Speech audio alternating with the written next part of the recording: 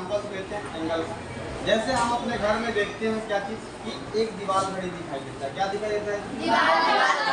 Clock. उसमें देखिएगा एक आपको आवर हैंड देखने को मिलेगा और एक आपको कौन सा हैंड देखने को मिलेगा? मिनट। एक आपको आवर हैंड का और दूसरा आपको मिनट। और यहाँ इसके एक जहाँ सुइया लगा हुआ रहता है, यह इसके लिए किसका काम करता है? वर्टेक्स का। किसका काम करता है? तो देखिए तो यहाँ एंगल का फॉर्मेशन यहाँ एंगल का फॉर्मेशन हो रहा है कि नहीं? हम अपने ज्योमेट्री बॉक्स में प्रोटेक्टर देखते हैं ना जी।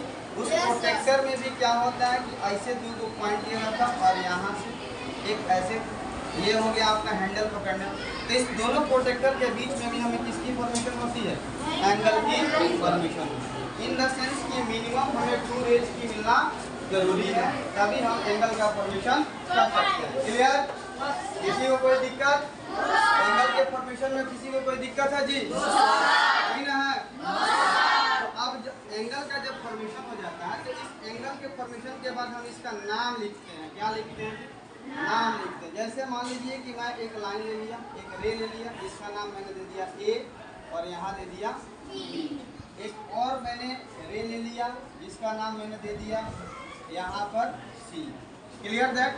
वर्टेक्स इसका क्या दिखाई दिया? वर्टेक्स क्या दिखाई दे रहा है? ए के पास वर्टेक्स आपको मिला।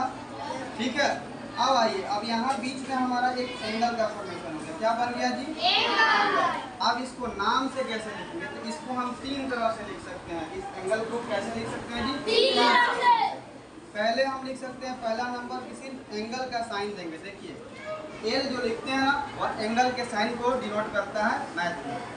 तो देखिए 3 तरह के कौन कौन से होते हैं। पहला नंबर अगर हम लेते हैं तो यहाँ पर जो हम एल लिखते हैं इंग्लिश का लेटर, थोड़ा सा इसको कर्व कर देंगे तो यह किसको डिनोट करता है? एंगल को डिनोट करता है। सिंपल हम केवल इस एंगल का नाम क्या दिया गया है? ए। अगर यहाँ मैं सिर्फ ए लिख दूँ तो इससे डिनोट हो जाएगा कि इसी एंगल के बारे में बातचीत की जा रही है। दूसरा इसका कैसे हम नाम लिख सकते हैं?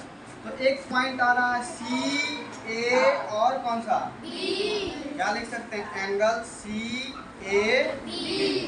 और तीसरा हम और कैसे लिख सकते हैं? एक इधर से गया, अब मान लीजिए एक ऐसे लिख सकते हैं बी ए सी। एंगल बी ए सी। क्लियर?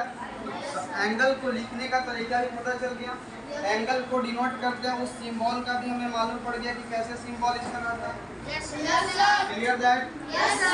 कोई डाउट? चलिए अब नेक्स्ट हम लोग आगे देखते हैं।